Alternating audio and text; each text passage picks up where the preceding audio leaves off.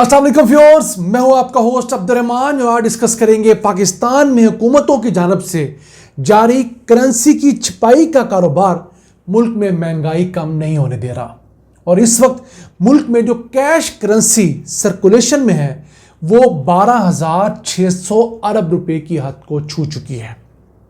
और अगर बात करें पिछले 10 सालों के दौरान, तो 10 साल पहले मुल्क में टोटल अंडर सर्कुलेशन जो अमाउंट थी, करेंसी थी, वो 2,554 अरब रुपए थी, जो 10 सालों के दौरान 10,000 अरब रुपए से जायद बढ़ चुकी है। यानी औसतन हम एक साल के अंदर 1,000 अरब रुपए इजाफी छाप रहे हैं। यही वजह है कि मुल्क के अंदर ना तो महंगाई कंट्रोल हो रही है और ना ही प्रोडक्टिविटी बढ़ रही है। और अगर बात करें 2025 की और 24 की, इस दौरान हुकूमत ने तकरीबन 2,000 अरब रुपए इजाफी छापे हैं।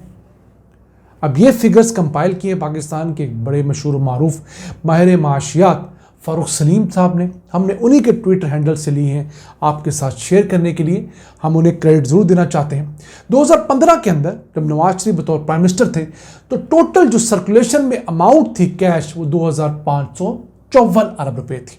अगले साल 2016 में ये बढ़कर 3,333 अरब रुपए हो गई। यानी एक साल में 779 अरब रुपए का इजाफा हुआ। फिर 2017 के साल में ये बढ़कर 3,911 अरब रुपए हो गई। एक साल में 578 अरब रुपए का इजाफा हुआ। फिर 2018 का साल, जिसमें शायद खाकान अब्बासी प्राइम मिनिस्टर थे, तो ये अमाउंट बढ़कर 4,387 अरब हो गई, 476 अरब रुपए। इसी साल अगस्त के अंदर इमरान खान ने बतौर प्राइम मिनिस्टर हर्फ उठाया। उसके बाद 2019 के साल में वो अमाउंट 4,950 अरब रुपए हो गई, यानी 563 अरब रुपए का फिर इजाफा हो गया। फिर 2019 का साल, यह अमाउंट बढ़कर 4,950 अरब रुपए हो गई, यानी 563 अरब रुपए हमने मजीद छाप लिए और मार्केट के अंदर कैश की सूरत में बांट दिए। फिर हुआ 2020 का साल, जिसमें हमारे यहाँ सर्कुलेशन के अंदर जो अमाउंट थी वो बढ़कर 6,142 अरब रुपए हो गई। याद रहे ये साल कौन सा था? कोरोना का। और इस कोरोना का फ़ायदा उठा के हुकूमत ने धड़ाधड़ पैसे छापे, लोगों के अंदर डिस्पर्समेंट की।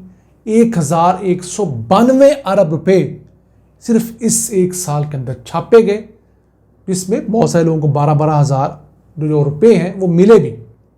उसके बाद सन 2021 में छपवाई का काम जारी रहा, तो अमाउंट जो सर्कुलेशन में थी वो बढ़कर 7,300 अरब रुपए हो गई। और कितनी अमाउंट छापी गई? 1,158 अरब रुपए। उसके बाद बात करते हैं सन 2022 की, पीडीएम की हुकूमत आती है, तो ये अमाउंट बढ़कर 8,400 अरब रुपए हो जाती है, यानी 1,100 अरब रुपए छापे गए। उसके बाद 2023 का साल है, 9,400 अरब रुपए यह अमाउंट होती है। 1,000 अरब रुपया फिर एक साल में छाप लिया जाता है। फिर 2024 का साल आता है, 10,600 अरब रुपया अंडर सर्कुलेशन होता है, 1,200 अरब रुपया छापा जाता है। और 2025 तक यह अमाउंट बढ़कर 12,600 अरब रुपया हो गई है। यानी पिछले साल से इस साल 2,000 अरब रुपया इजाफी छापने की बात हुई है। तो देखिए 2,000 अरब रुपया अगर देखा जाए इन 10-11 सालों को, तो जो CAGR होता है, कंपाउंड एनुअल ग्रोथ रेट, वो 17% का है।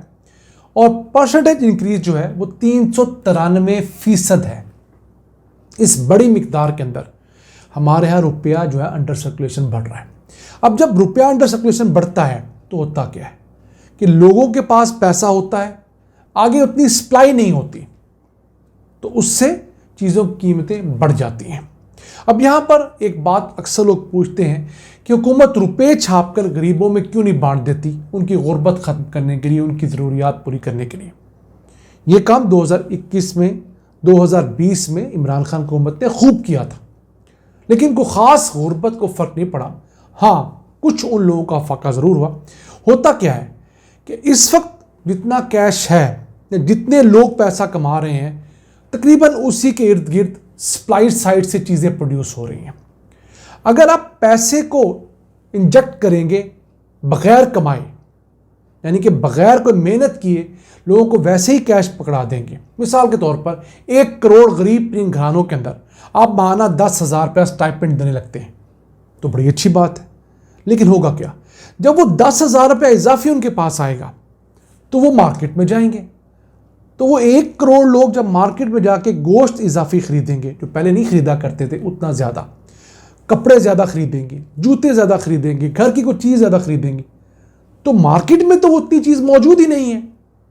तो क्या होगा, डिमांड बढ़ेगी, सप्लाई उतनी है, तो ऑटोमेटिकली रेट्स बढ़ जाएंगे सबके लिए।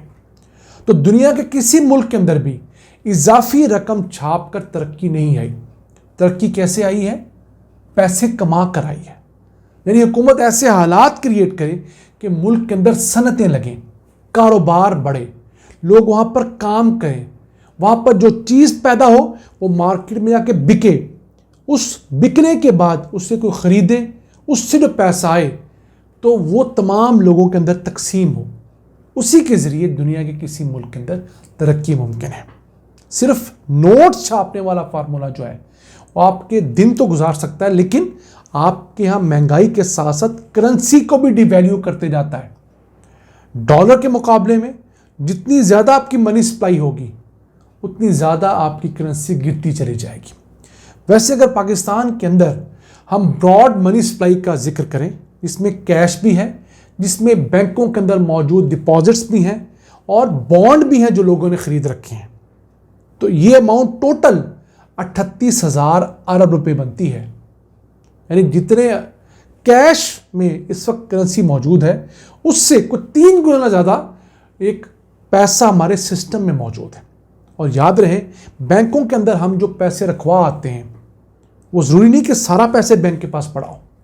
हाँ, बैंक ये लिखता है नहीं कि मेरे अकाउंट में 2 लाख है, आपके यहाँ 4 लाख है, किसी के पास 10 लाख रुपए है, लेकिन ये सारे पैसे बैंक के पास पड़े नहीं होते, कागज़ों में होते हैं, तो वो डिपॉजिट भी इसी में शामिल किए जाते हैं।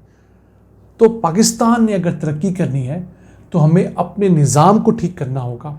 ये पैसे छाप कर अमीर ना पहले कोई हुआ है ना हम हो सकते हैं, बल्कि हर आने वाले दिन के साथ हम अपनी करेंसी को डिवैल्यू करते चले जाएंगे और महंगाई जो इस मुल्क के 10 करोड़ लोगों के लिए ज़िंदगी और मौत का मसला बना हुआ है उसे किसी सूरत भी हम कम नहीं कर पाएंगे।